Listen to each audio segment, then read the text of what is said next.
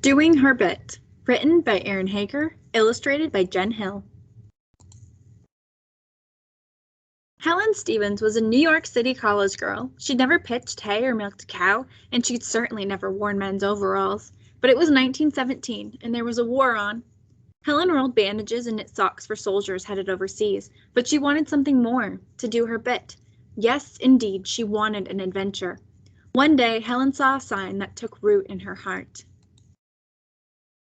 At Helen's farewell luncheon, her father said, "Women's Land Army, craziest thing I ever heard. No farmer in his right mind would hire you girls." Helen looked right at him. They'll have to. With so many men working in factories or training to fight, who else will bring in the crops? All that sun and dirt, Helen's mother said with a sigh. Take good care of your hands. There will be dances in the fall. Helen swished her hand in the air as if she were swatting a pesky fly. I'll be fine, she said. Helen headed north to the Women's Agricultural Camp in Bedford, New York, on a sunny day in June. Lots of women were already there. They were ready to learn about farming, ready to work. Folks called them the Farmerettes. The name fit perfectly, but the overalls, well, those were another story.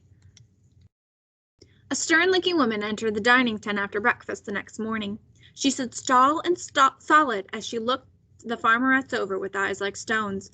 Everything about her made Helen think of rock. My name is Ida Ogilvy, the woman said. I'm the director of this camp. Farmers aren't sure you can do this work. It's my job to see that you can. Let's begin.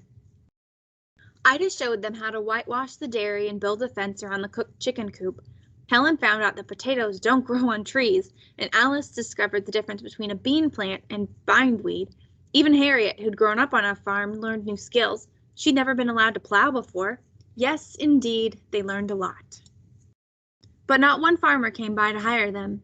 The days got harder, and the training garden Helen worked her hoe until a huge blister bubbled on the palm of her hand. Surely Ida will let me rest until this heals, Helen thought. No, ma'am. Ida soaked that blister in vinegar until Helen's eyes teared up from the sting. There, Ida said, that'll clean it out and toughen the skin. She wrapped Helen's hand in a bandage and sent her back to work. Blisters turned into calluses and muscles got stronger. Still, no farmers would hire them. One day, while Helen was weeding the tomatoes, a huge black snake wriggled right in front of her. In a flash, she jumped up, grabbed her hoe, and killed that snake dead. Helen was quite pleased with herself, but Ida wasn't. Never kill a snake, she scolded. Snakes help farmers. They eat animals that ruin crops. Helen was sweaty, hungry, and tired. Every muscle ached. Maybe snakes help farmers, but we surely don't. She waved her arm around. Not one farmer will hire us. Ida stood like a boulder, her back to the hot sun. Come with me, she said. Alice and Harriet, you come too. What have I done? Helen wondered. Ida marched them all to the rickety Model T they'd nicknamed Henry. Henry was like a stubborn mule. He only moved when he wanted to. They drove 9 miles until they passed a sign that read Davy's Farm. They saw a farmer alone in his field. For a moment, Ida hesitated. Then she set her chiseled jaw, lifted her skirts, and marched right up to him.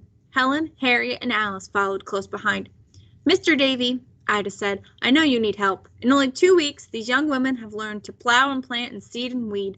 They can mend fences, milk cows, whitewash a dairy, and drive a tractor. Will you hire them, sir? Farmer Davy wiped his hands on his overalls and spat into the dirt. I heard you girls expect men's wages, he said. Ida turned to Helen, Alice, and Harriet. Would you work tomorrow for free to show Mr. Davy what you can do? Helen nodded. Alice and Harriet did too. Be here at 7, Farmer Davy said, ready to work. On the ride home, Helen looked at Ida and thought about the kind of rocks that sparkle when you crack them open. Helen, Alice, and Harriet loaded their tools and lunch pails into Henry early the next morning. Halfway to the farm, a rake tumbled out of the car, and then stubborn old Henry wouldn't start up again. They cranked the engine, but Henry only sputtered and hissed. No, Helen thought, we can't be late.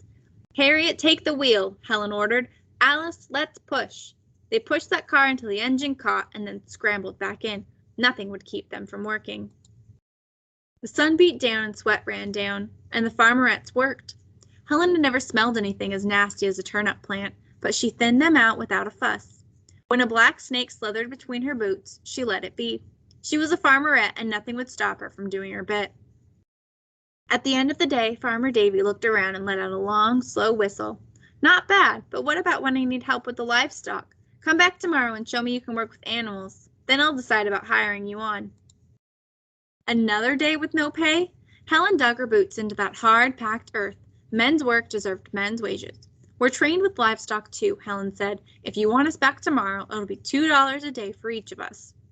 Farmer Davy rubbed his toe in the dirt. "All right, bring 2 more girls with you. Got a field of cabbages that'll rot if we don't get 'em in." Back at camp, Helen, Alice, and Harriet buzzed like honeybees as they told Ida about their day. They rounded up 2 more women to work for Farmer Davy and danced to tunes they played on the Victrola. Ida watched with a quiet smile. Helen woke the next morning to another long day in Farmer Davy's fields, and she worked hard. They all did. Potatoes and tomatoes, berries and beets, all summer long. The days got shorter and the nights got crisp. Apples ripened in the orchard. Soon it would be time to head home. But the adventure of being a farmerette had sprouted in Helen's heart. If her country still needed her, she would come back to these fields. Yes, indeed, she'd do her bit all over again.